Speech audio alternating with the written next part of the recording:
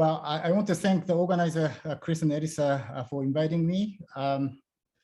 This is a great opportunity for me to present some of my recent work. So today I'm going to talk about modeling of foreshocks after earthquake swarm and frequency magnitude statistics.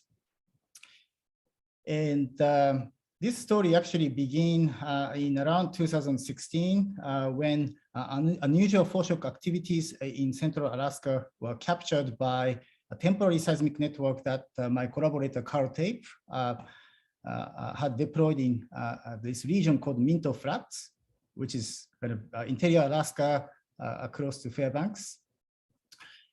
And this work that I'm presenting today has been done with many collaborators, including my student at Kyoto University, Ryo Ito, Neely Sims, Carl Tape, and Steve Holtkamp from University of Alaska Fairbanks, and my other students, Andrea Perez from Victoria University of Wellington. All right, so how do I advance? Oops. Okay, I'm going to click. So here's an outline of my talk today. I will first describe introduction and the background of this presentation, and in particular, observations of unusual foreshock activities in Central Alaska. And then I'll move on to modeling of these foreshock activities and earthquake swarms. And we noticed that the modeling these foreshock activities, these foreshocks are characterized by a decrease of so-called the Gutenberg-Richter B value with time before the main shock. And so I'll give an explanation of why this happens in the numerical simulations. So foreshocks are considered a manifestation of earthquake nucleation. And so studying how foreshocks evolve in time and space can provide an important insight for physics of earthquakes.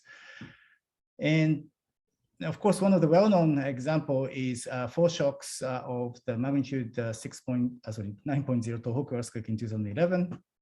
So this is the figure taken from Kato et al. 2012. And so here's a trench parallel distance in kilometer as a function of day. So this black star corresponds to the main shock epicenter, so magnitude 9.0 Tohoku earthquake. And these circles corresponds to a foreshocks. So what Kato has reported is this, the pattern, complex pattern of foreshocks migrating, appears to be migrating at several kilometers per day. And then there's this magnitude 7.3 earthquake that happens 2 days before the main shock, and then eventually that the main event happened. And one can quantify the foreshock activities by looking at the Gutenberg-Richter magnitude frequency relation.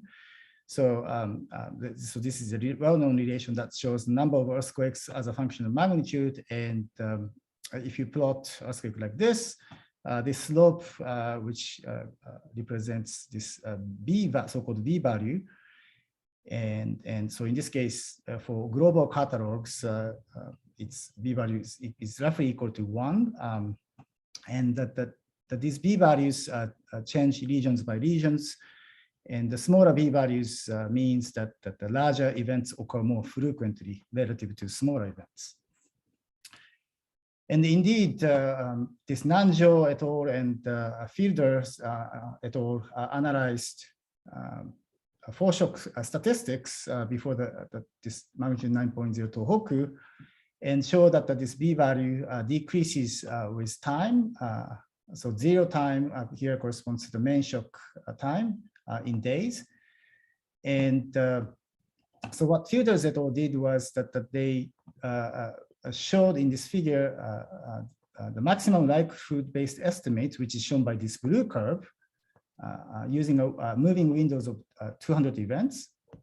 But they argue that this type of approach is prone to a smearing effect.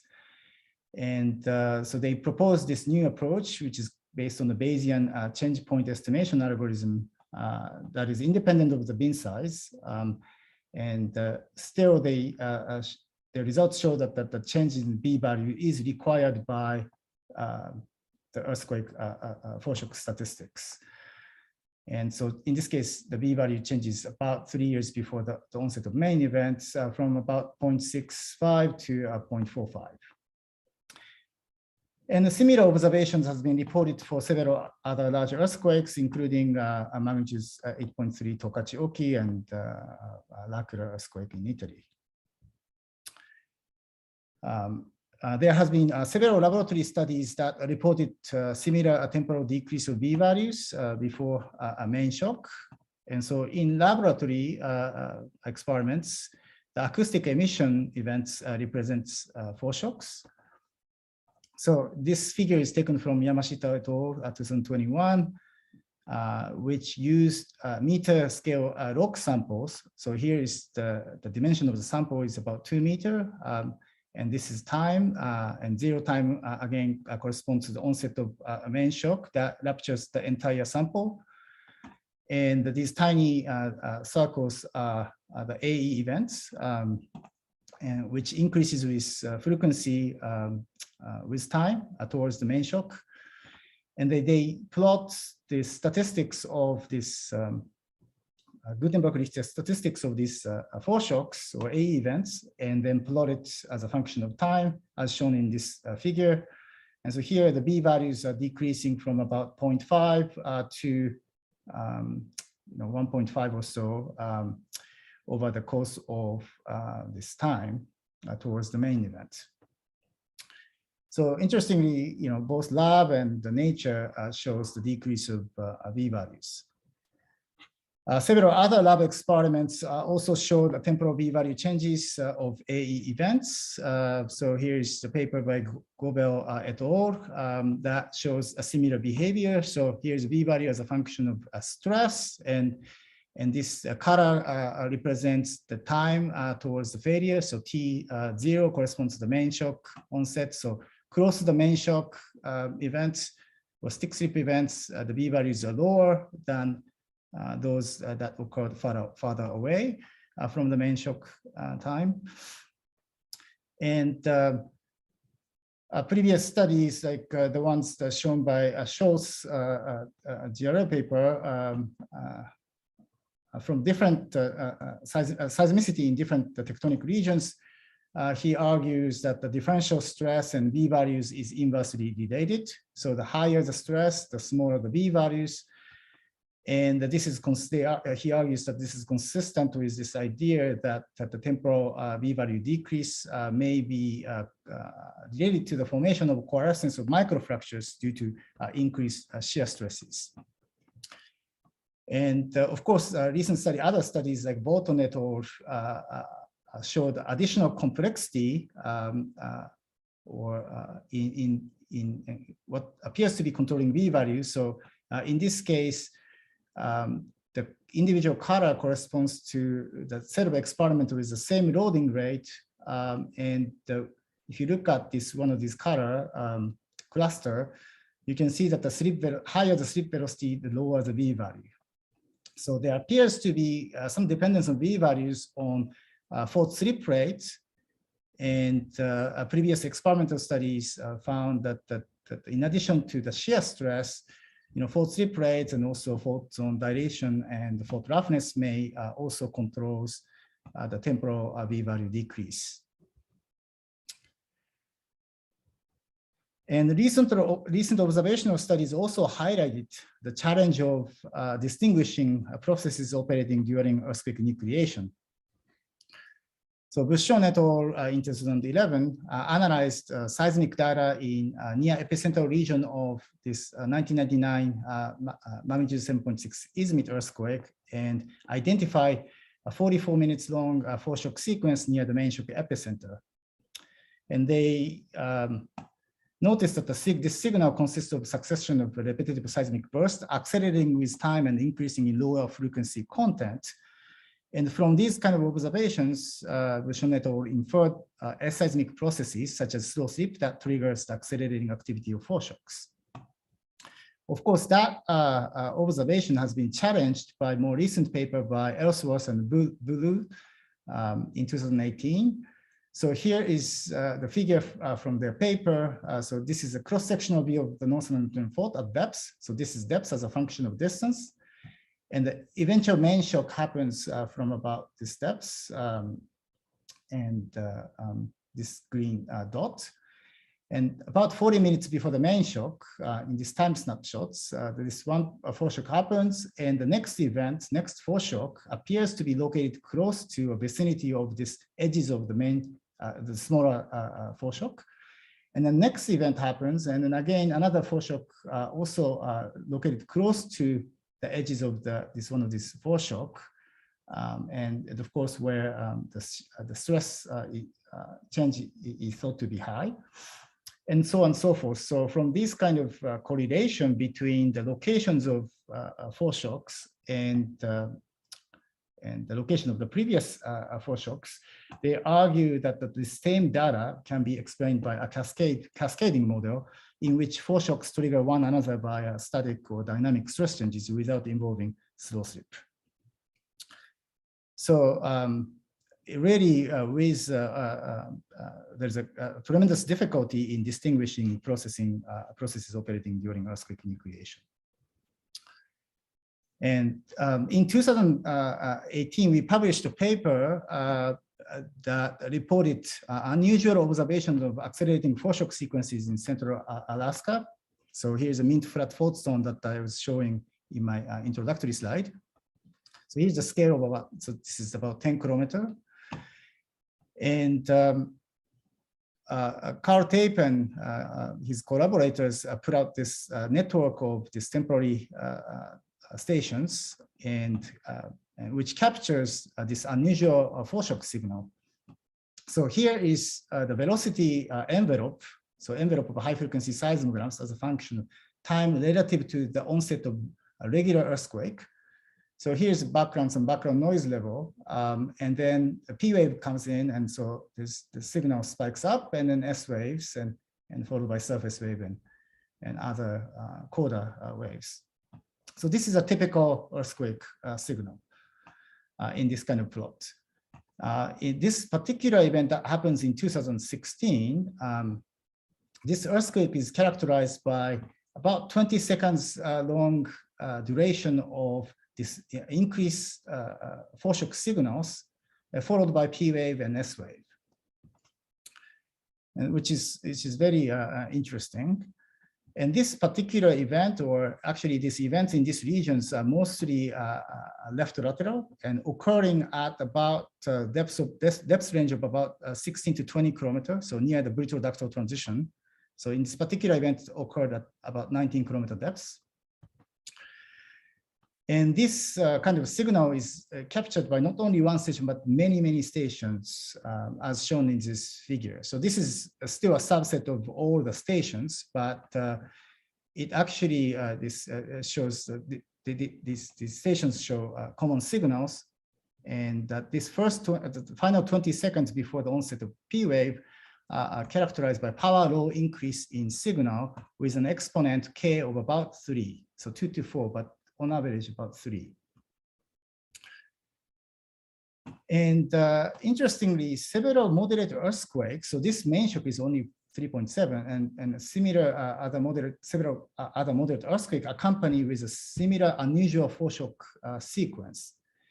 And the reason why we say foreshock sequence is that we further analyzed this final 20 seconds before the onset of P wave by performing waveform modeling. So by fitting the waveforms, these small wiggles, using kinematic models, using the data up to 4.5 hertz, we can model these events being consistent with left lateral faulting, similar to the main shock, and that consists of tiny events in the vicinity of the eventual main shock epicenter or hypocenter. So our data analysis suggests that these many tiny foreshocks occur in the vicinity within 1 kilometer of the main shock.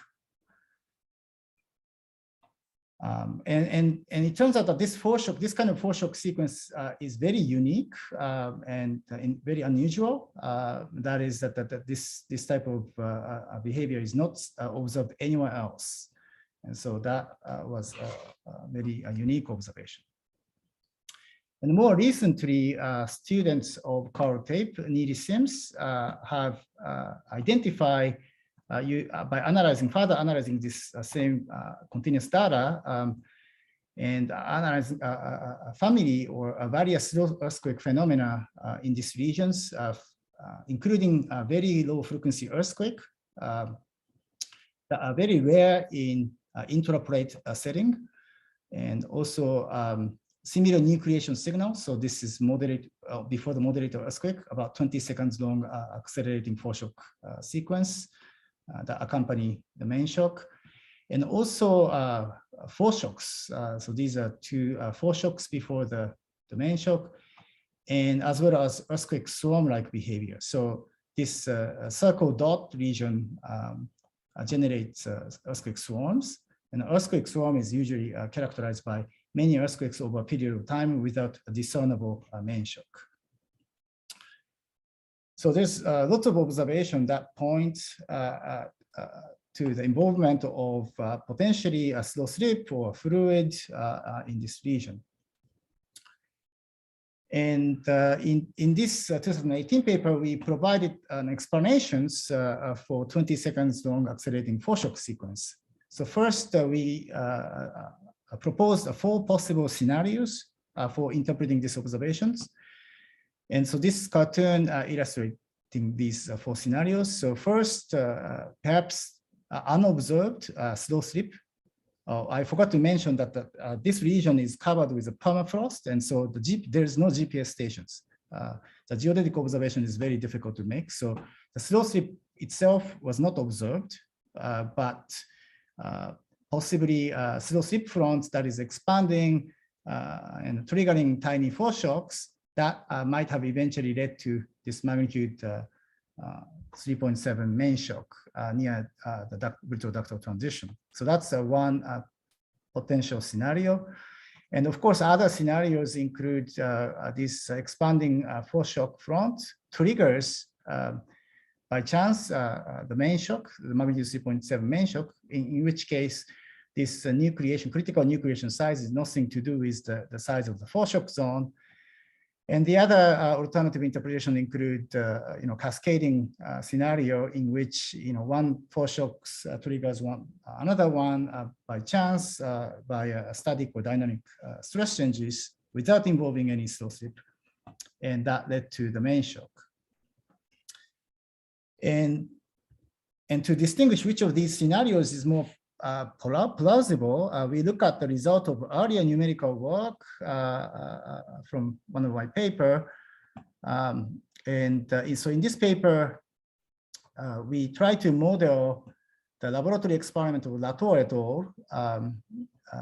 So they perform analog lab experiments and generate this frictional instability. So this is a laboratory result showing a distance along the fault as a function of time in millisecond.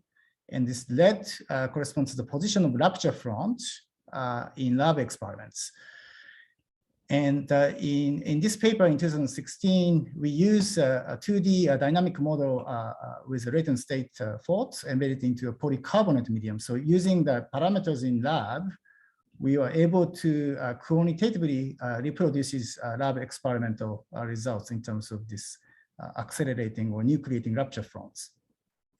And so from these results, we also noticed that the power law growth of the area of slow slip front, as shown in this figure. So here is a rupture length in log scale as a function of time. And so this rupture length actually increases in power law manner. And that power law functional form is consistent with power law growth of foreshock signals. So based on these results, we argue that possibly a scenario from A to B may be more plausible than others, and argue that this might have happened for this unique observations of 20 seconds long accelerating foreshock. But of course, there is a big caveat to this conclusions or inference in that our model assumes that accelerating foreshocks are triggered by slow slip fronts, and we're not modeling these accelerating foreshocks themselves. So one needs to consider perhaps the model that actually generates foreshocks. And so that led to the following remaining questions. So what is the underlying physical processes of 20 seconds long accelerating foreshocks that led to the main shock? And why is this observation rare? For example, not observed in well-instrumented regions such as San Andreas Fault or Japan. And what does the underlying process imply for other foreshocks observed elsewhere? Yoshi? Yeah. It's Chris. Would you mind just ask a quick question? So you show us this increase in the energy prior to the P wave. And are those small events or the slow slip, whatever's causing that increase in energy, are they regular earthquakes? Do they themselves have a P wave? Is coherent energy? Yeah, so their P waves are very small, but our analysis here, as shown in this figure, so we can model these tiny, individual peaks as a distinct event, and so magnitude, 1.8 to about 2.2, and so these are distinct foreshock signals. Yeah, so that's the evidence that we think that these are perhaps lots of tiny foreshock studies happening within the final 20 seconds. Gotcha. Thank you. Can I ask also a question, Yoshihiro? Hi, Massimo. Hi, Massimo. Hi. Hi. Which is the precision of the location of these foreshocks? What's the precision of the location of the foreshocks? So Jessica Hawthorne applied a wave coherence analysis, and she found that these tiny foreshocks are located all within 1 kilometer, of the main shock epicenter. But we cannot say more than that. But it's very clustered in space. Does that answer your question? Yeah, no, thanks. Sorry, thanks. Yeah. All right, yeah, I forgot to mention, please stop me anytime during my talk if something is not clear. I was here. So this kind of, so these are questions that I want to address. And so now I'm going to move on to this part 2, which is modeling of accelerating foreshock sequence. So we consider fault models in this study with frictional heterogeneities, motivated by a number of previous studies, actually, such as the ones listed in here. So, in this really simplified model, we envision that the fault patch, seismogenic fault patch, is embedded into an elastic hole space at some depths. And for simplicity, we assume we use two-dimensional fully dynamic model with a 1D fault governed by latent state friction with aging, with a slip law. And we assume following variations of friction properties as shown in this figure. So it's a very simplified, highly idealized heterogeneities. So velocity weakening, alternating velocity strengthening patches. And some of the parameters are shown here. So 150 micron, so in the laboratory range of D sub C. And also a very slow loading rate consistent with regions like Central Alaska.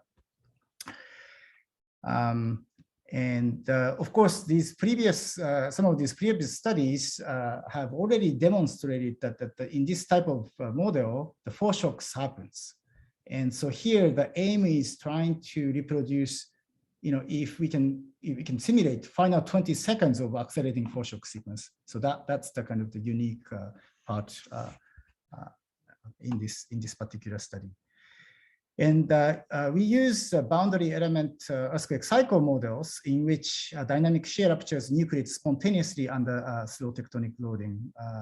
This is approach developed by Jim Rice and Nadia Puster and others. So, so here is a representative model that leads to accelerating foreshock sequence. So here in this plot, the maximum slip velocity as a function of time is shown.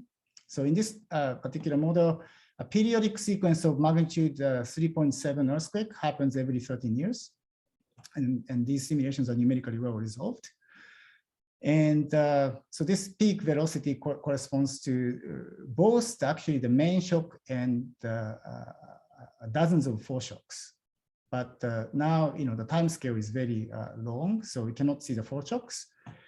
And interestingly, some of the slow slip signals are also happen. Slow slip events are happening inter-event time period. And so to visualize, the events that is happening in this very short time scale, we plot accumulated slip as a function of distance along a strike, like this. So this is in meter. And black lines here corresponds to the slip accumulation every 1.5 years. So slip accumulation during a kind of slow slipping time, inter-event time. And then colored line corresponds to seismic slip every 0.02 second. So these corresponds to earthquake time scale, so seismic slip. And this corresponds to one foreshock, another one just happens, and the next one happens, etc., etc. So another one happens, and up to here, one foreshock triggers another one, kind of a long strike, and the foreshocks migrate, and the next foreshock happens here, and then finally the main shock of magnitude 3.7 nucleates from this, and then ruptures the entire region. And so this final part, I just color coded, use different colors for plotting for different foreshocks. So this is one foreshock, next foreshock, etc., etc. And I believe that the next one, the purple one, corresponds to the main shock. And so in these simulations, the foreshock happens, and foreshock arrest due to the presence of these velocity strengthening barriers. And so the foreshock nucleates from velocity weakening, but unable to propagate through the velocity strengthening patch, and hence result in tiny events. Later foreshocks are larger in size, which is also another interesting feature in this type of model. Hi, Yoshihiro, I have a question, Yeah. Quick question. So how does the interval between the velocity strengthening tools affect the time interval between the foreshocks? Yeah, I'll get to that later, hopefully. Yeah. So maybe we can hold on to that question. Yeah, thanks for asking. So here's the static image of that, the same figure. And so here is one event, second foreshock, third foreshock, fourth one, etc., etc. And then that's the main shock that nucleates from this particular location and breaks the entire section. And so now we try to plot the moment and moment rate as a function of time in the final 20 seconds before the onset of the main event, just like what we've done with observational data. And what we found is pretty interesting in that this moment rate growth are quite consistent with what's being inferred from the observations. In that over the final 20 seconds, lots of foreshocks happens, and so if in terms of moment growth, this functional form or growth rate is quite similar to that of observations. And I wanted to note that in simulations, because we are not filtering high frequency waves or high frequency effects, the peaks are higher than what's been inferred from observations. And these peaks are perhaps have been filtered by Earth structure in observational analysis. Nevertheless, yeah, we think that this is quite remarkable. So what if, so to answer some of the questions the questions that are being asked, so what if we change the degree of velocity strengthening by, let's say, just a factor of 2. So I reduce here the degree of velocity strengthening patch by factor of 2 relative to the previous model. Then now that the foreshocks, the one foreshock grows to the main shock, and essentially there are very few foreshocks that occur in this kind of model. And so in this particular case, actually, there's one foreshock and followed by the main event. And this main shock cycle repeats. Well, what happens if this, the degree of velocity strengthening is increased by factor of 2? Then individual velocity weakening asperities break independently, and there's no communication between these asperities. And so it actually results in earthquake swarm-like behavior in which there is no discernible main shock. And so in this case, the time scale here is about 12 hours. So as opposed to seconds, now the time scales here is 12 hours, and then there's no particular main shock that we can identify. So depending on simple parameterization, like changes in parameterization, this model leads to earthquake swarm, to foreshocks, to behavior earthquakes without foreshocks. Yoshihiro, sorry, can I ask you a question? When you say that you reduce or you change the velocity strengthening behavior, are you only changing B and A, keeping D sub C or L constant, or you are changing also the landscape parameter? No, everything else is constant. So the rest of the parameter is fixed, kept fixed in the previous figures. And are you using a landscape parameter small enough to allow the nucleation of small magnitude events? Yes, that's correct. Okay, thanks. So the H star, the critical nucleation size is roughly, quarter or 1/3 of velocity weakening zone. So this actually, it's a quite computationally expensive, even in this 2D simulation. Thanks. Yeah. And so here is the kind of parameter regime diagram. So the vertical axis is the parameter A minus B in the velocity strengthening part of the fourth segment. And so the higher that parameter is, just like in the previous figures, the behavior changes from no foreshocks to foreshocks to accelerating foreshocks to, and eventually becomes slow slip events only, because creep essentially dominates in this model. And also, we also change the width of the velocity strengthening faults. So by increasing the width, the size of the velocity strengthening patch, so this is just size here, we can get similar effects as in increasing A minus B. And so again, the behavior changes from no foreshocks to few foreshocks, accelerating foreshocks, earthquake swarm, and then slow slip SSE type behavior. So here's some examples in individual cases. So here's no foreshock case with no foreshocks, a few foreshocks in this case, and earthquake swarm, which is shown by this yellow regime. And so it turns out that the increasing velocity strengthening patch size is equivalent with increasing the degree of velocity strengthening, as somewhat expected in this type of model. And the parameter range for accelerating foreshock is actually relatively narrow. And it's much narrower for 20 seconds long accelerating foreshocks that I was showing in earlier slides. And so the fact that this 20 seconds long accelerating foreshocks occur in very, very narrow parameter regime may explain why observations of observations similar to mean to floods are relatively rare. So I don't think I'm going to why, how we generate this 20 seconds long, or what controls the duration of the foreshocks, but it depends on parameters like, A minus B, and also other parameters like loading rate and frictional properties in velocity weakening zone. So the natural question that arises is, how does one foreshock triggers another foreshock in this type of model?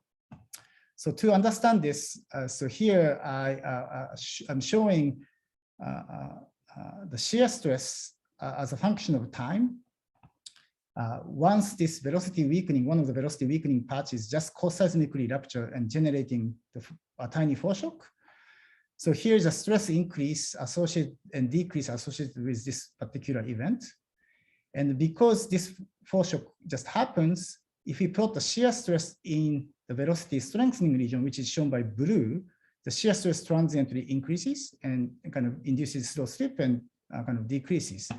And if you plot the shear stress in the vicinity of velocity weakening, this zone, so just a neighboring velocity weakening region, which is shown by this orange curve, there is tiny bit of increase in shear stress due to the static stress change of the previous foreshock. But that contribution is relatively minor, and there's a subsequent increase of stress in the velocity weakening patch due to an afterslip of a foreshock in the velocity strengthening region and afterslip itself. So this afterslip triggers the next foreshock in this type of model. So instead of a static stress changes, actually the effect of afterslip dominates. And we further ran a simulation with different evolution laws. So in this case, aging law, and we found that after parameter exploration, modifying different, using different d sub c and different friction parameters, we found that the model with the aging law also reproduces this final 20 seconds of accelerating foreshocks. So confirming that these results are actually independent of a specific state variable evolution law. So we get the similar results with both simulation with slip law and aging law. Yoshihiro, yeah. So that means that only based on the foreshock sequence, we cannot distinguish either it's slip law or aging law. No, not in this case. Mm-hmm. Yeah, I thought that the reason I use slip law is because recent studies by Alan Lubin and others have shown that slip law might be more applicable for earthquake nucleation, and so I'm using this slip law at first, but then it turned out that the simulation with aging law, with a different parameter combination, of course, can reproduce a similar behavior. And so based on these results, we refine our interpretation of what might explain the 20 seconds long accelerating foreshock. So from A to B to A to something like D, in which slow slip or after slip of these foreshocks happens and triggering next foreshocks, but then one of these foreshocks and after slip triggers the nucleation of eventual main shock, just like what's been happening in this model. And so this means that the size of the foreshock zone does not coincide with this critical nucleation size of the main shock, but instead it's probably the same nucleation sizes of foreshocks and main shocks. This inference is probably reasonable. And so just to conclude from this part, so these are the questions that I've formulated at first. What is underlying physical processes of 20 seconds long accelerating foreshock sequence that led to the main shock? Well, we think that a certain distribution of frictional heterogeneity may be responsible. Accelerating foreshock sequence occurs in a transitional regime between earthquake swarm and no foreshocks. And this is also consistent with a range of earthquake phenomena seen in the mid-flat fault zone, including earthquake swarm and multiple foreshocks. Why is this observation rare? We find that the parameter space for 20 seconds long accelerating foreshock is very narrow. And so this may explain why this observation is rare. And what does the underlying process imply for other accelerating foreshock observed elsewhere? So in our model, in this, we only consider really simple model, and but we found it difficult to reproduce accelerating foreshocks based on the cascade hypothesis, that is without involving any slow slip. And this is because time scale for foreshocks, individual foreshocks, are much smaller than the inter-event time scales.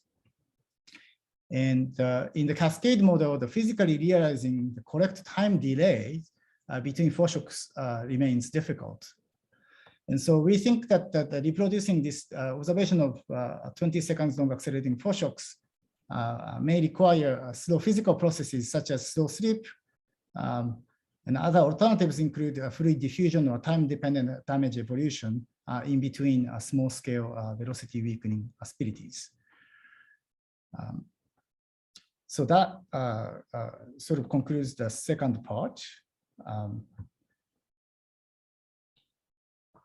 And I'm going to move on to the final part, which is why does Gutenberg-Richter B-value decrease with the main shock in this type of model?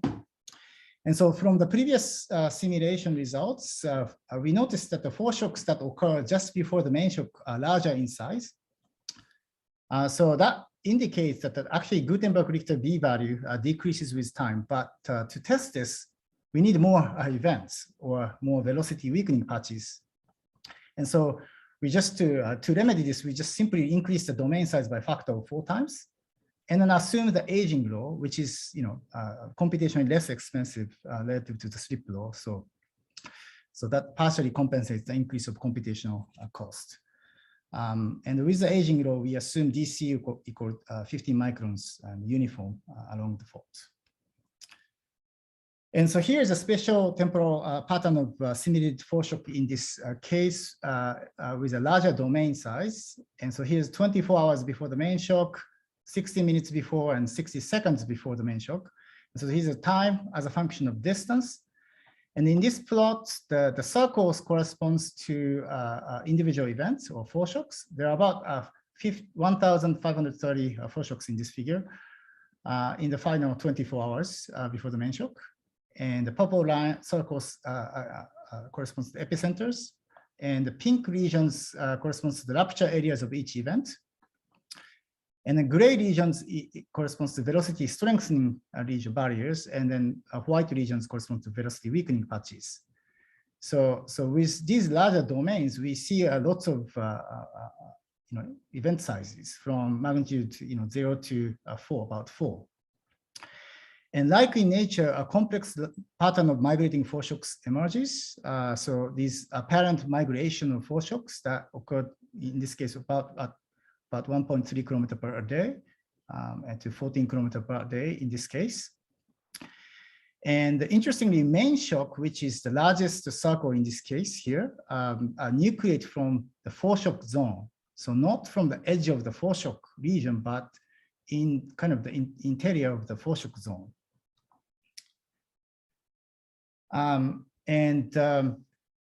If we plot the Gutenberg-Richter statistics, so this is cumulative number of earthquakes or foreshocks as a function of moment of magnitude and with different time interval. So this red dot corresponds to the foreshocks that occur from 1 year to 24 hours before the main shock.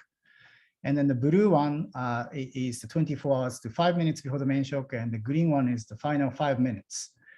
And we estimate the B values based on the maximum likelihood estimation, which is kind of a standard technique. And this straight line corresponds to the least square line fitting estimation. And regardless of which techniques we use, the inferred B values, estimated B values, in this case, decreases with time. And so B values decreases with time towards the main shock, which means that the larger events happened more frequently. Well, why does the B value decreases before the main shock? So to understand this, we plot a slip rate distributions as a function of distance along the fault, the 3 different time snapshots. So one is 24 hours before the main shock, shown in blue, and 60 minutes before in orange, and 1 minute before. And as expected, slip rates increases with time due to after slip of numerous foreshocks. But interestingly, average shear stress remains nearly constant over this time period, and it's actually slightly decreasing with time. So we compute average shear stress by taking the average of these stresses, shear stresses over the domain. However, average shear stresses for only over velocity strengthening patches increases with time. And this is kind of the behavior of the velocity strengthening regions, that the numerous foreshocks increases this shear stress within the velocity strengthening patch. So 28.5 to 29.3 in this case.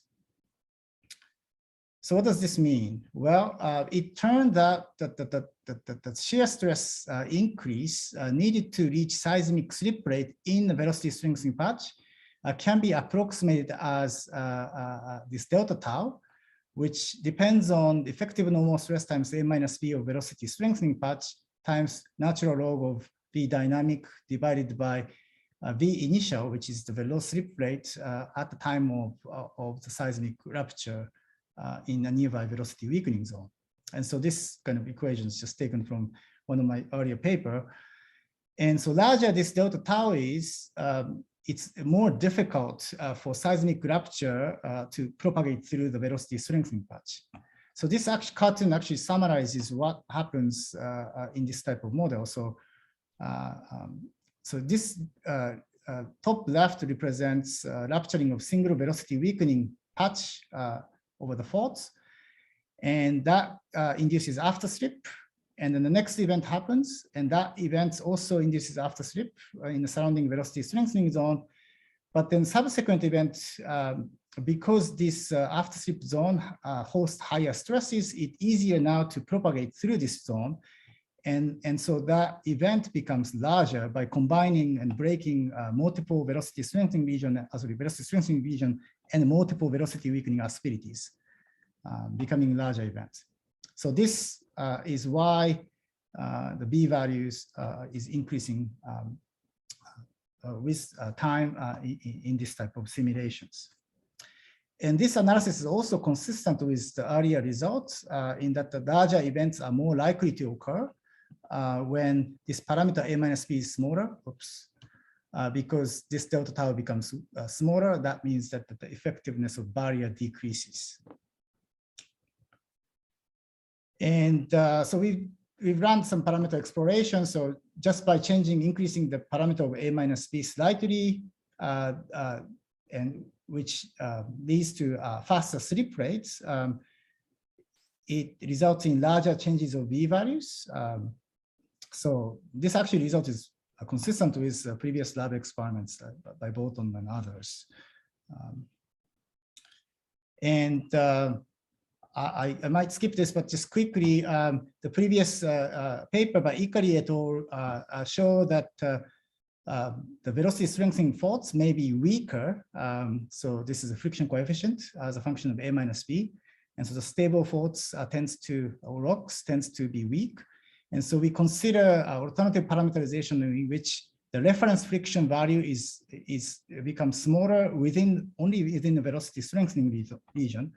And but as expected, the model behavior is insensitive to the value of F0, reference friction, in this type of simulation. So actually the results are not qualitatively different from the previous case. So, and finally, we think that this type of model that we've considered can explain this apparent migration of foreshocks that happens in nature, and also those observed in lab. Yet the space and the time and space scales are very different between these three cases.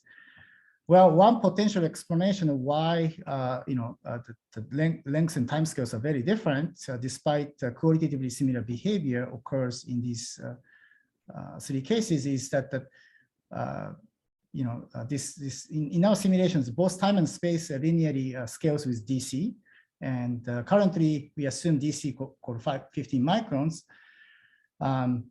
Well, if we just simply increase DC by 100 times, that means that the main shock becomes just by without doing simulation, by scaling argument, we can predicts that the main shock magnitude becomes 8.3 with a foreshock zone size of 240 kilometers and the foreshock duration of 60 days.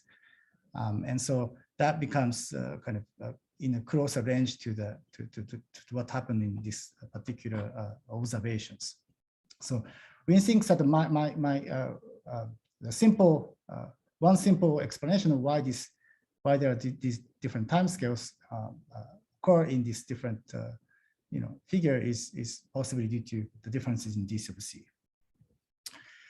Well, to conclude, models with a heterogeneous distribution of frictional property leads to various earthquake cycle phenomena, main shocks only, main shocks with accelerating foreshocks, and earthquake storms or slow slip only.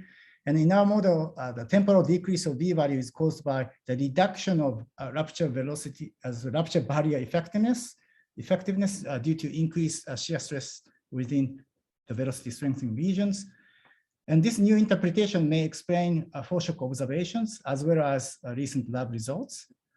And simulated spatial-temporal evolution of foreshocks resemble foreshocks in nature and lab experiments. However, the orders of magnitudes of differences in scales needs to be examined further. And lastly, some of the implication of prediction from this type of model is that the faults that tends to creep more, for example, plate boundary faults, may enhance a temporal B value decrease. And also temporal B value decrease during the initial phase of earthquake swarms, as seen in earlier paper, may also be controlled by the same mechanism. And for future work, we probably need to consider a more realistic distributions of frictional heterogeneity in earthquake cycle simulations. And also fault roughness and fault seismicity may also play an important role, as demonstrated by recent work by Catania and Siegel. And finally, direct comparison of simulations and laboratory results would facilitate our understanding of foreshock processes. Thanks for your attention. Thanks, Yoshi. Please, everybody can unmute and